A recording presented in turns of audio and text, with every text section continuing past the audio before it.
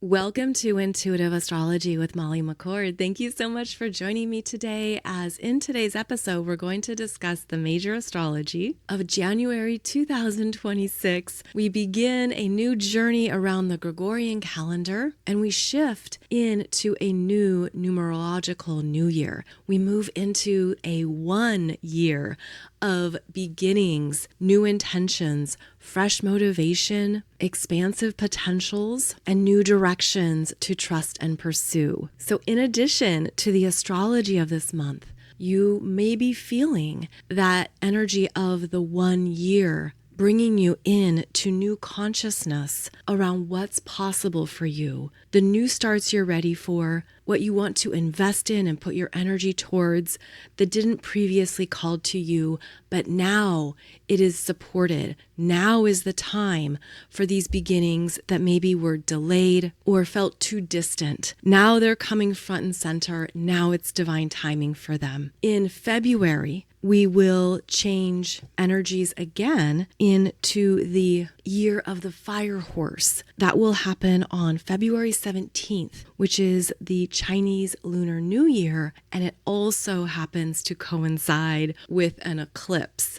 Yes, we've got big energies coming in February, but I'm not going to get ahead of things. Right now, we're looking at January, where initiation energies are strong and powerful. And over the course of this month, there are 5 major astrological themes here that I'm going to cover in today's show. It's going to be an active month, a busy month, but also potentially a highly focused month, because as we move through Capricorn season especially, we have a stellium of planets in Capricorn traveling together, bringing your attention to the Capricorn house or houses in your chart where there is work to be done, momentum is present, there is purpose here, endurance, and achievement possible with this strong Capricorn energy. And one of the main focuses of this strong Capricorn energy is that the sun is traveling with Mars in Capricorn throughout all of Capricorn season. This is a big deal. Mars is strong in Capricorn, working with the sun, giving you focused determination on what you want to achieve and invest in, and having the energetic power to do so. Be very intentional in January. Be very aware of what you're focusing on and the results it will lead to. This is great for long-term planning. This is great for your business goals, your business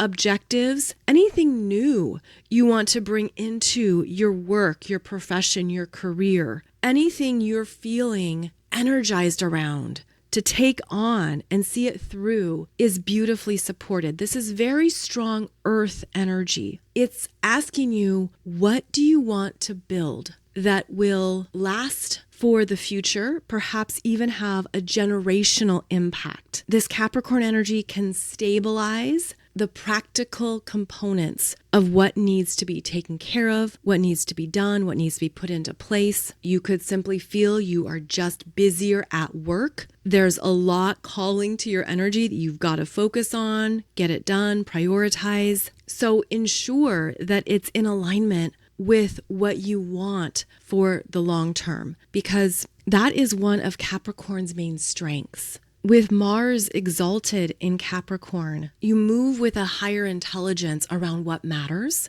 And maybe there's things you've been strategizing or planning or observing, and now you're realizing it's time to go for it. It's time to make this happen and make this real. And here we have this lineup of planets in Capricorn. So it's the Sun and Mars, plus Venus and Mercury, also Juno and Vesta in Capricorn. All of these planets are reminding you that you're here for a purpose. And when you are in alignment with your soul purpose and your soul mission, things come together and they can move ahead in very strong, powerful ways. Now, if you're not sure what that purpose is, this is the time to ask. This is the time to ask the universe to show you, what do I need to see? What do I need to know? What are the best next steps? And you might find that you're being redirected, rerouted, or given openings onto pathways that are in alignment with your purpose. I feel like this is actually actually a beautiful gift of energetic alignment here for people to feel strong and confident in what they're capable of, and then having the consistency and energetic application to get it done. Because Capricorn is a doer. So again, look at where you have Capricorn energies in your chart by house placement. That house or houses is where this energy is very strong and where you're going to have a lot of focus in January, especially until Aquarius season begins, which I'll get to here shortly. Now, as the parade of planets move through Capricorn, they're going to have two important ongoing transiting aspects to navigate. The first one is that each planet in Capricorn is going to oppose Jupiter retrograde in Cancer, and that will happen at 19 and 20 degrees of Cancer, 19 and 20 degrees of Capricorn. So there's going to be an opposition happening, an ongoing opposition, as each of the planets opposes this Jupiter in your chart, requiring you to intentionally integrate those Capricorn goals, ambition, focus, drive, achievement, contributions with trusting yourself more. Making sure you are not disconnected from what this Jupiter retrograde in Cancer is bringing in to your emotional awareness. We are meant to be fully integrating more of our truth, our wisdom, and our personal guidance into what we're doing in the world and what we're offering, not only with a sense of purpose, but from the heart. And so this Jupiter retrograde in Cancer is asking you to bring in how you really feel, connect with your truth, even when it feels vulnerable and sensitive. Allow yourself to tap into more of those personal energy layers that are not meant to be disconnected, abandoned, or cut off. And it can be very easy to do that when we switch into particular modes or go into certain environments. We can be trained almost like that muscle memory or unconscious patterning of thinking, okay, I've got to show up in a certain way, which is Capricorn. I've got to be professional, keep it together. I've got to let them know I have things contained and covered and I'm in charge. And then under the surface, there's another part of you that has more to offer and bring forward, but it will wait. That Jupiter in Cancer will hold back and wait for the invitation. Wait to be seen before opening up and offering what it needs to say. So there's going to be a time period here in January, specifically January 9th through January 12th, that you're going to feel that you're meant to bring more forward that can feel too vulnerable at first. And then you realize it's exactly what's needed. It's exactly what's been missing. It is genuine, authentic, honest, and holds an emotional frequency that other people feel and can trust. So when these oppositions happen between the planets in Capricorn and Jupiter retrograde in Cancer, be clear around your intention. If your intention is to be honest, trustworthy, and real, it's going to amplify credibility, authority, and experience. And so we think of oppositions as being oppositional forces, right? Because they are. When we look at them in an astrology chart, they're on the other side of the chart. They have different needs. They are opposing one another. But we have to remember that all the energies are us. We are everything. And when we can embrace that higher perspective and we invite ourselves in closer, when we invite all aspects of these energies in closer and integrate them, they rise into more evolved expressions because of the integration, because they are dancing and moving together. So there's some big integration this month between the Capricorn and Cancer areas of your chart. Okay. And then the second part of this dance is that after each planet opposes Jupiter in Cancer, then there's going to be a square to Chiron, now direct at 22 degrees of Aries. So Chiron stations direct on January 2nd. And we'll be at 22 degrees of Aries all month. So as each planet gets to 22 degrees of Capricorn, there's a square to that Chiron who is in a stillness of personal self-reflection around what you've learned about your truth, your identity, your confidence,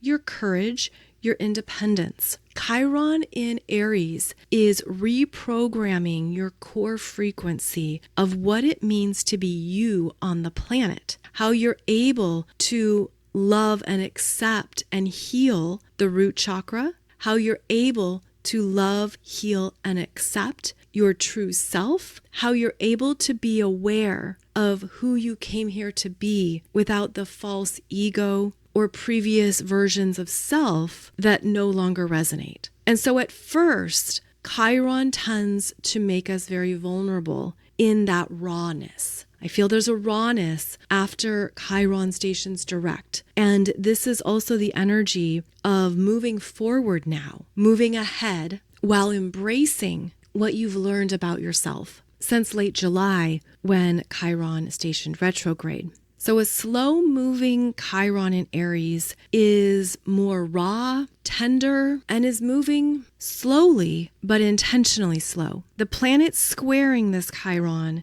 in Capricorn are checking in on what you feel is your purpose right now. And because there's so many planets in Capricorn, it could feel like the Capricorn gang or team Capricorn is overpowering how this Chiron in Aries wants to proceed. The Capricorn planets are applying pressure and perhaps bringing up your own fears that maybe I should be farther along than I am. Maybe I should have accomplished this by now. Maybe I should have done this by now. Why hasn't this happened just yet? See, those Capricorn energies are always about what you're achieving and working on, what you have been building and how it's paying off. And so they come through and they touch on a sore point that can bring up your own self-doubt about your path. And this happens right after that opposition from Jupiter in Cancer, which is also a tender spot, which is also about where you're feeling sensitive or vulnerable. So I feel that what is happening this month, particularly January 9th until about January 14th, 15th, you could feel that you are more sensitive to what you haven't done yet in life, to where you feel behind, where you feel weak, discouraged, disappointed, especially in yourself. It could be too easy to overly personalize something in the middle of January. And so what I would say is, as a heads up about this energy, now you know what is potentially coming down the track. So understand that if those messages start coming through, what we're meant to work with or see from a higher perspective is that in order to get further up the mountain, you have to honor the switchbacks. And if you've ever done any kind of hiking along uncertain terrain, you know that sometimes the path takes you down or takes you back when it looks like you should be going up or be proceeding ahead. And it's those switchbacks that can throw you off because you think, did I miss something? Is this the right trail? Are we on the right path? Where is this going? And I feel that part of Capricorn season every year is bringing our consciousness into awareness of what we're doing with our lives. What the heck am I doing with my life? How has my life been so far? What have I done that I'm really proud of, that I love, that I enjoy? Where am I seeking that next level of satisfaction? What is worth my time and energy? What do I want? It brings up bigger questions around your life direction. And this particular time span in January is meant to remind you that the switchbacks are normal and that, yes, sometimes you have to stop and rest and you can't proceed full steam ahead, or things don't go as planned, or you're following the map and you realize it's outdated and now there's this new pathway and you have to go this way, not that way. And basically what you thought might have been certain has been challenged or permanently changed, or is no longer suitable for your energy. And so this configuration forms a T-square in the cardinal signs, and the focus on all these Capricorn planets means it's time to ground yourself into the present moment, take inventory and stock of what is, be compassionate and loving to yourself, honor what you've learned along the way that never threw you off path. It can't. You can never be off your path, but also return to a grounded, strong understanding. Nothing has been lost. Nothing has been forgotten. Nothing has been removed that's truly yours, that is tied to your soul purpose, your soul mission, your soul gifts. And I feel that the strong Capricorn energy is strengthening, especially from within, what you're ready to own in yourself now because of the switchbacks, because of the redirects, the pivots, the challenges. I'll be talking more specifically about these transiting aspects as we move through January, but it's important to have a heads up that the switchbacks are part of the game, are part of the experience. And yeah, it can shake up those human expectations like nothing else, but nothing has been lost. Nothing has been removed that's truly yours. Nothing can be stolen. There's no destiny swapping. There's no lower energies that can take away something because of their relentless tricks and schemes and games, thinking they've got one over on people. And what happens is that anything that has been stolen in any form will be returned and upgraded. It will be replenished. This is a universe that brings in more abundance, more support, more luck, more rewards for your effort. The universe keeps track of what you've invested in. Nothing has been lost. But with this lineup, there are realizations of what has ended and what has been removed. So these are big themes here in Capricorn season. Now, all these planets in Capricorn are ruled by Saturn. And Saturn is moving through the final month here, month and a half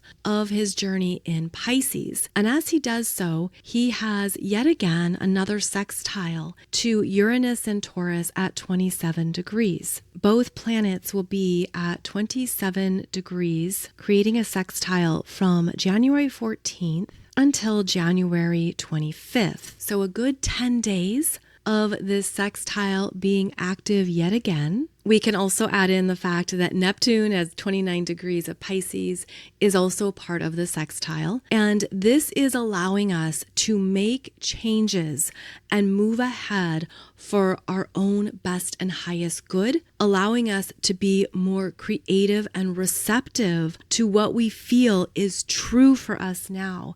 And this is an energy that we've been opening up to, and maybe you felt resistance at times to what needs to change in your life, in your emotions, in your energy field. Maybe you felt like, oh, I don't know if I'm ready for such a big life change or a new viewpoint.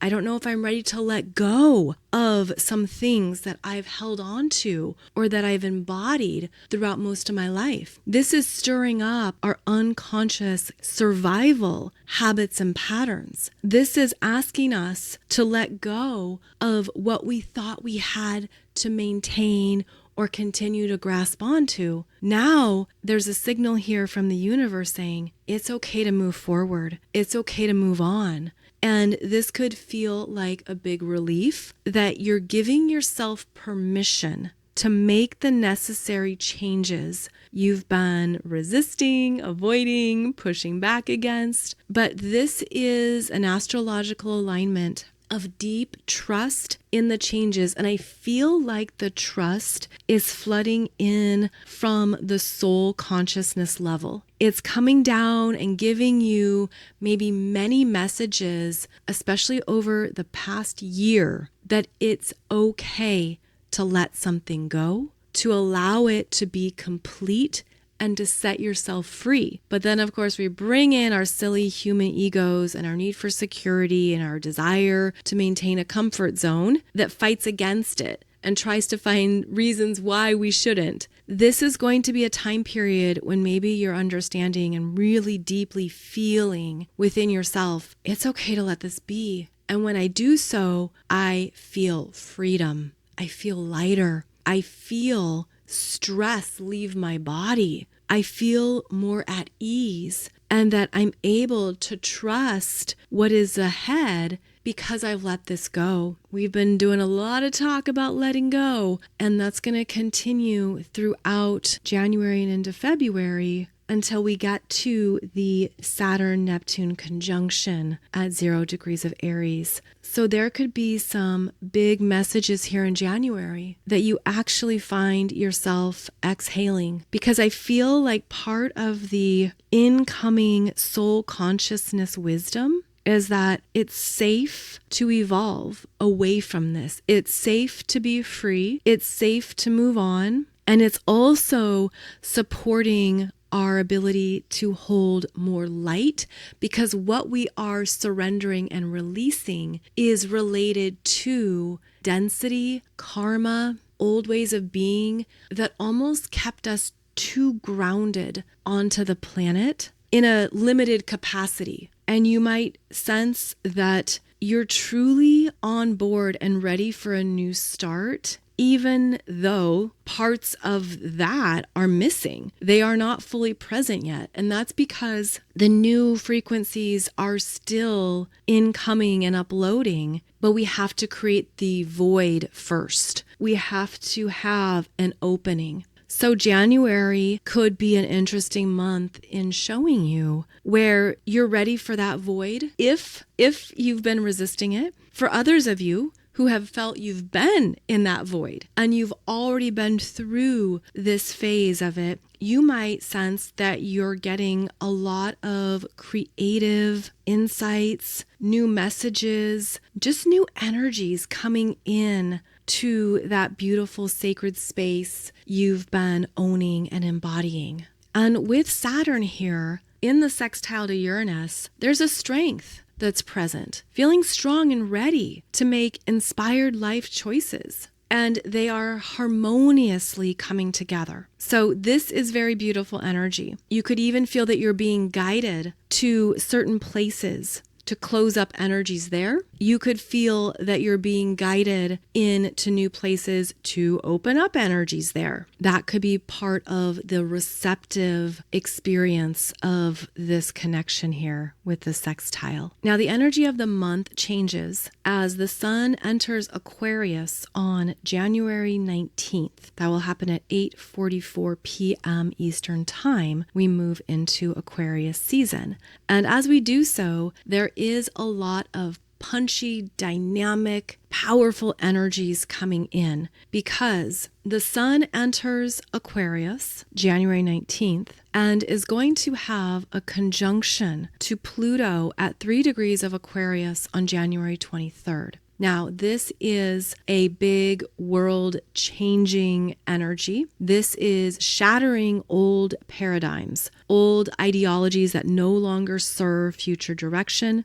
There can be a lot going on in the collective consciousness, and this conjunction is going to be strongly amplified because on January 23rd, Mars enters Aquarius as well. And then Mars will have its exact conjunction to Pluto on January 27th. Plus Mercury and Venus will also be in Aquarius. So you can see how the planets are in this very rare configuration of all traveling together, all the personal planets. That doesn't often happen with Mars, because Mars is not always traveling close to the sun. Mercury and Venus are. So as we move into the last 10 days of January, collective energies are amplified and powerful. They can be more violent, aggressive, abusive, rebellious, and revolutionary. Mars is a trigger planet. So as Mars comes through, he sets off what the other planets are already embodying. And when this happens with the Sun and Pluto in Aquarius, it certainly impacts global systems, airlines, databases, the internet, social media, the collective power grid, cloud storage, online attacks, internet usage, and communications. There can be more issues with the electricity grid, for example. Any of these systems I named could go down, could be out, could have some big surges or attacks. This will also affect collective spaces. So any environments that are Aquarian, which is where many people gather, would be impacted by this alignment of the Sun, Pluto, and Mars. So that would be any stadiums,